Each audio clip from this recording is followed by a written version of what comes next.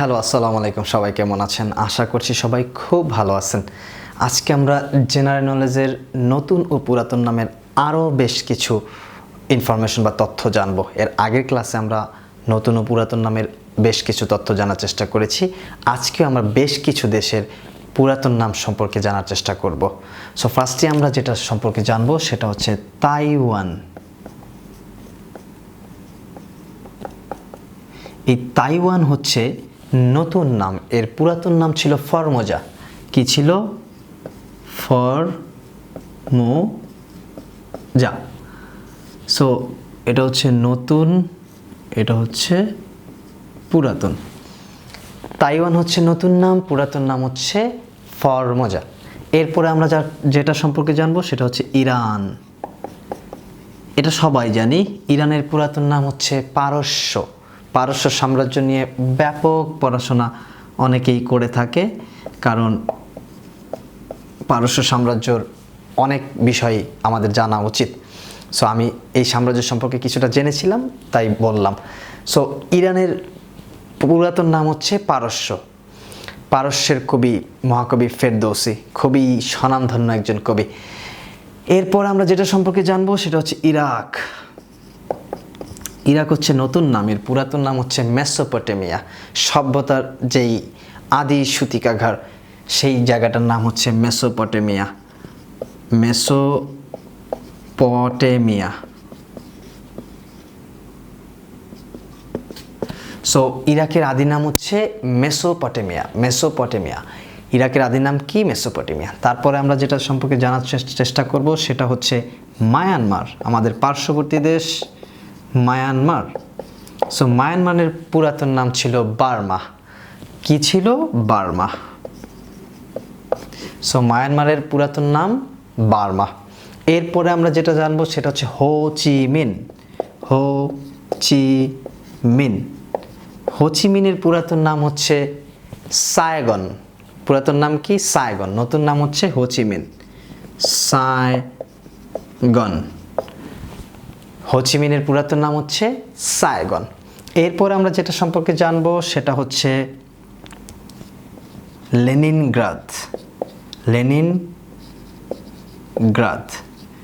লেনিনগ্রাদের পুরাতন নাম হচ্ছে সেন্ট পিটার্সবার্গ। এখন আমরা অনেকে এটাকে সেন্ট পিটার্সবার্গই ডাকি, বাট এর নতুন নাম হয়ে গেছে লেনিনগ্রাদ। So Saint Petersburg.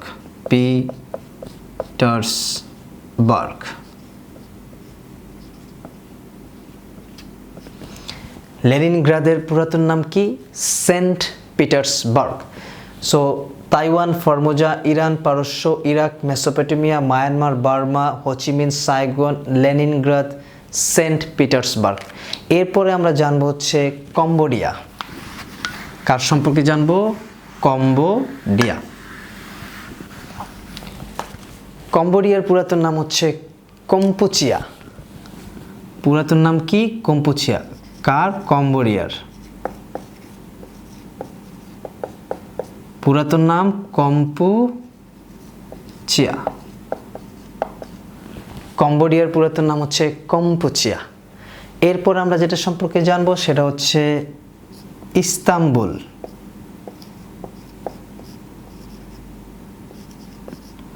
ইস্তাম্বুলের পুরাতন নাম সবাই জানি, কনস্টান্টিনোপল। বাইজেন্টাইন সাম্রাজ্যের রাজধানী ছিল কনস্টান্টিনোপল। দেন অটোমান সাম্রাজ্যের রাজধানীও সেই কনস্টান্টিনোপল বা ইস্তাম্বুল। বর্তমানে এর নাম হচ্ছে ইস্তাম্বুল, আগে ছিল কনস্টান্টিনোপল। যখন 1453 সালে মোহাম্মদ ফাতেহ কনস্টান্টিনোপল বিজয় করেন, তখন তার নাম পরিবর্তন করে ইস্তাম্বুল রাখেন। ইস্তাম্বুল মানে হচ্ছে ইসলামের শহর। সো ইস্তাম্বুলের পুরাতন নাম কি ছিল? কনস্টান্টিনোপল।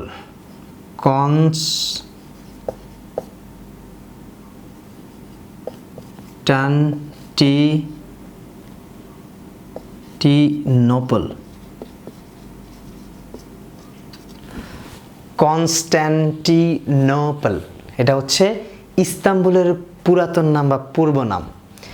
এরপরে আমরা আসি কঙ্গো।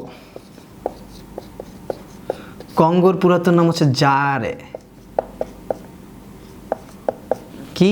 জায়ারে। কঙ্গোর পুরাতন নাম হচ্ছে জায়ারে। তারপরে আমরা আসি অসলো।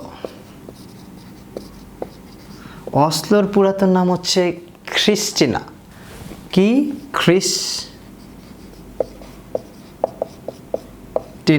খ্রিস্টিনা। অসলোর পুরাতন নাম কি? খ্রিস্টিনা। তারপরে আমরা আসবো হচ্ছে ইন্দোনেশিয়া।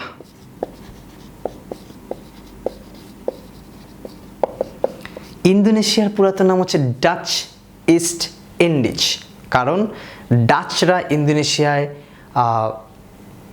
ইন্ডিয়াতে যেমন ব্রিটিশরা আগমন করে দখল করেছিল বা উপনিবেশ গড়ে তুলেছিল, ডাচরাও ইন্দোনেশিয়াতে বহুদিন উপনিবেশ গড়ে তুলেছিল, যেই কারণে আমরা এই ইন্দোনেশিয়ার পূর্ব নাম দেওয়া হয়েছিল Dutch East Indies.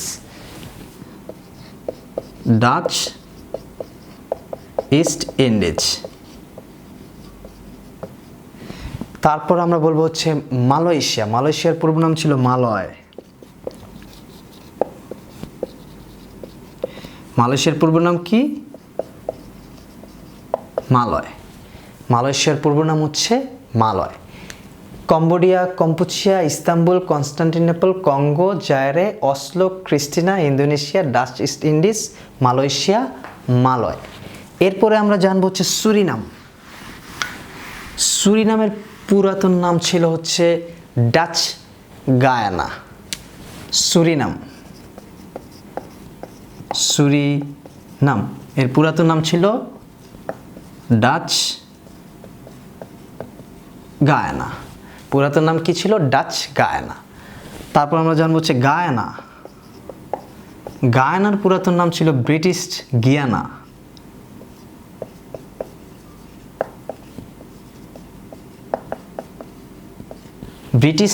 British Guiana.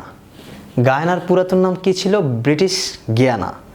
সর্বশেষ যেটা জানবো সেটা হচ্ছে মালাগাসি।